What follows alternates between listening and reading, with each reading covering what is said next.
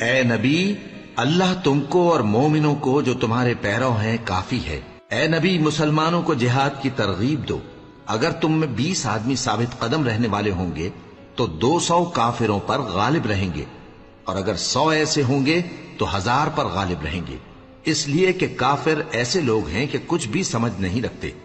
اب اللہ نے تم پر سے بوجھ ہلکا کر دیا اور معلوم کر لیا کہ ابھی تم میں کسی قدر کمزوری ہے، پس اگر تم میں 100 ثابت قدم رہنے والے ہوں گے تو وہ 200 پر غالب رہیں گے، اور اگر 1000 ہوں گے تو اللہ کے حکم سے 2000 پر غالب رہیں گے، اور اللہ ثابت قدم رہنے والوں کا مددگار ہے۔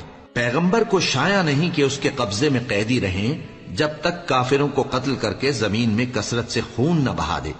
تم لوگ دنیا کے مال کے طالب ہو اور اللہ آخرت کی بھلائی چاہتا ہے، اور اللہ غالب ہے، حکمت والا ہے۔ اگر اللہ کا حکم پہلے نہ ہو چکا ہوتا تو جو فدیہ تم نے لیا ہے اس کے بدلے تم پر بڑا عذاب نازل ہوتا، اور کاش تم اس وقت کی کیفیت دیکھو جب فرشتے کافروں کی جانیں نکالتے ہیں کہ ان کے چہروں اور پیٹھوں پر مارتے جاتے ہیں اور کہتے ہیں اب آگ کے عذاب کا مزہ چکھو۔ یہ ان اعمال کی سزا ہے جو تمہارے ہاتھوں نے آگے بھیجی ہیں، اور یہ جان رکھو کہ اللہ بندوں پر ظلم نہیں کرتا۔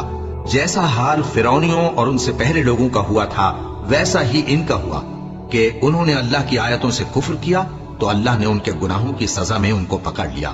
بے شک اللہ زبردست ہے، سخت عذاب دینے والا ہے۔ یہ اس لیے کہ جو نعمت اللہ کسی قوم کو دیا کرتا ہے جب تک وہ خود اپنے دلوں کی حالت نہ بدل ڈالیں اللہ اسے نہیں بدلا کرتا، اور اس لیے کہ اللہ سنتا جانتا ہے۔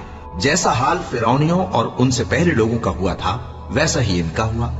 انہوں نے اپنے پروردگار کی آیتوں کو جھٹلایا تو ہم نے ان کو ان کے گناہوں کے سبب ہلاک کر ڈالا اور فرعونیوں کو ڈبو دیا، اور وہ سب ظالم تھے۔